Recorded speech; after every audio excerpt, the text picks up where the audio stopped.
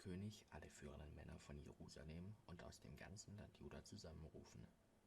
Er ging zum Tempel des Herrn, wo sich eine große Menschenmenge versammelt hatte.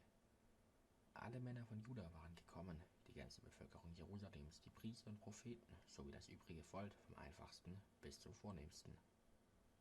Vor dieser Versammlung wurde nun das ganze Buch mit den Bundesgesetzen vorgelesen, das im Tempel des Herrn gefunden worden war.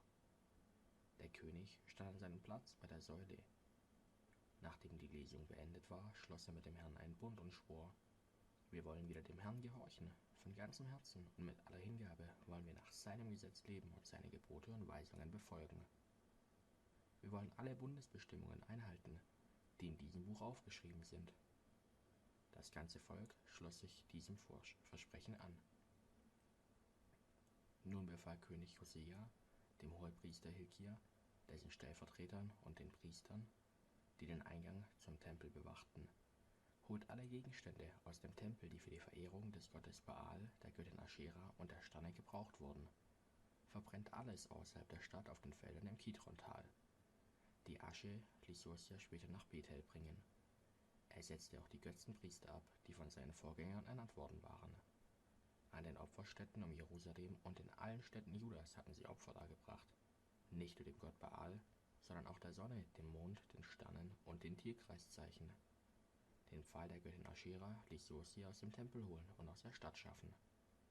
Er verbrannte ihn im Kidrontal, zerrieb die Asche zu feinem Staub und streute diesen auf die Gräber des Armenfriedhofs. Auch die Häuser direkt beim Tempel, wo die Männer wohnten, die der Tempelprostitution nachgingen, ließ er niederreißen. Dort hatten die Frauen Gewänder für die Göttin Aschera gewebt.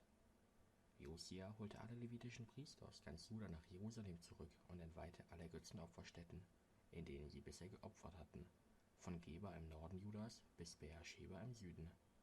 Auch die beiden Altäre bei dem Stadttor, das nach dem Stadtobersten Joschua benannt worden war, riss er nieder. Sie standen auf der linken Seite, wenn man zum Tor hereinkam. Die Priester, die den Dienst an den Götzenopferstätten verrichtet hatten, durften auf dem Altar des Herrn in Jerusalem keine Opfer darbringen. Doch sie durften, wie die anderen Priester, von dem ungesäuerten Brot essen, das dem Herrn geweiht worden war. Auch die Opferstätte Tophet im Hinnomtal verwüstete Josia, damit niemand mehr dort seinen Sohn oder seine Tochter für den Götzen Moloch als Opfer verbrennen konnte. Die Pferdestatuen, die seine Vorgänger zu Ehren der Sonnengottheit aufgestellt hatten, riss er nieder, und ihre Wagen verbrannte er. Sie hatten im Vorhof beim Tempeleingang gestanden, auf der Seite, wo die Diensträume des Hofbeamten Nethan Melech lagen.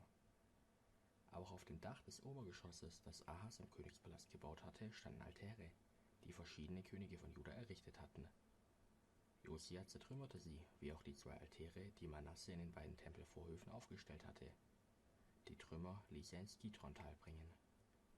Schließlich entweihte er die Opferstätten im Osten Jerusalems, rechts vom Berg des Verderbens. König Salomo hatte sie seinerzeit errichtet. Er hatte sie Astarte, der widerlichen Göttin der Sidonier, geweiht, sowie dem moabitischen Götzen Chemosh und Milkom, dem abscheulichen Götzen der Ammoniter. Josia zertrümmerte die heiligen Steine und schlug die Pfähle der Göttin Aschera um. Den Ort, wo sie gestanden hatten, bedeckte er mit Menschengebeinen. In Bethel gab es immer noch die Götzenopferstätten und den Altar, den Jerobeam, der Sohn von Nebat, gebaut hatte. Jerobeam war es gewesen, der die Israeliten zum Götzendienst verführt hatte. Als Josia sah, dass an den Hängen des Hügels, auf dem der Altar stand, viele Gräber lagen, ließ er alle Gebeine aus den Gräbern holen und auf dem Altar verbrennen. So wurde der Altar auf genau die Weise entweiht, wie der Herr es damals durch den Propheten aus Juda vorausgesagt hatte. Dann zerstörte Josia die ganze Opferstätte, den Altar ließ er niederreißen und den heiligen Pfahl der Aschera in Stücke hauen, bevor er alles in Flammen aufgehen ließ. Als Josia sich umsah, entdeckte er noch ein Grabmal. »Wer ist hier bestattet?« fragte er die Bürger der Stadt. Sie antworteten: »Das ist das Grab des Propheten aus Juda, der über den Altar von Bethel genau das vorhergesagt hat, was du heute getan hast.« Da befahl der König: »Lasst ihn in Frieden. Keiner soll seine Gebeine anrühren.« Und so wurden die Gebeine des Propheten verschont, ebenso wie die Gebeine des Propheten aus Samaria, der im selben Grab bestattet worden war. Auf die gleiche Weise wie Bethel zerstörte Josua alle Götzenopferstätten und Heiligtümer in den Städten Samariens. Die Könige von Israel hatten sie errichtet und damit den Zorn des Herrn herausgefordert. Die Götzenpriester, die dort ihren Dienst versehen hatten, schlachtete Josia auf den Altären und verbrannte ihre Knochen darauf. Danach kehrte er nach Jerusalem zurück.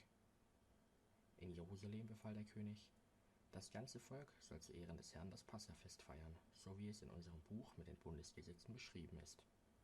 Seit der Zeit, als die Richter das Volk führten, war das Passafest in Israel nicht mehr so gefeiert worden, auch nicht in den Jahren, in denen Könige über Israel in Juda herrschten. Erst jetzt wieder, im 18. Regierungsjahr von König Josia, wurde in Jerusalem dieses Fest zu Ehren des Herrn begangen. Josua hielt sich an alles, was in dem Gesetzbuch stand, das der Priester Hilkia im Tempel des Herrn gefunden hatte. Er vertrieb die Totenbeschwörer und Wahrsager und ließ alle Götterfiguren und Götzenstatuen in Jerusalem und in ganz Juda vernichten. Weder vor noch nach Josia hatte sich ein König dem Herrn so zugewandt wie er. Keiner war so darauf bedacht, vom ganzen Herzen, mit ganzer Hingabe und mit aller seiner Kraft nach dem Gesetz von Mose zu leben. Trotzdem war der Herr weiterhin voller Zorn über Juda, denn Manasse hatte ihn über die Maßen herausgefordert. Darum sollte die Drohung des Herrn wahr werden. Was ich mit Israel getan habe, will ich auch mit Juda tun. Seine Bewohner werde ich verstoßen. Von meiner erwählten Stadt Jerusalem wende ich mich ab. Auch vom Tempel will ich nichts mehr wissen, von dem ich früher gesagt habe, dort will ich für immer wohnen. Alles Weitere über Josias Leben und seine Taten ist in der Chronik der Könige von Juda beschrieben. Während seiner Regierungszeit unternahm Pharao Necho, der König von Ägypten, einen Feldzug gegen die Assyrer und drang bis zum Euphrat vor. Josia versuchte, die Ägypter mit seinen Truppen aufzuhalten. Doch als es bei Megiddo zur Schlacht kam, tötete Necho ihn. Josias Diener brachten den Toten auf einem Wagen von Megiddo nach Jerusalem und begruben ihn dort in seinem Familiengrab. Das Volk salbte Joahas, Josias Sohn, zum König und setzte ihn als Nachfolger seines Vaters an. Joahas wurde mit 23 Jahren König und regierte 3 Monate in Jerusalem. Seine Mutter hieß Hamutal und war eine Tochter von Jemelia aus Libna. Joahas tat, was dem Herrn missfiel, genau wie seine Vorfahren. Pharao Necho nahm ihn in Ribla in der Provinz Hamat gefangen und machte so seiner Regierung ein Ende.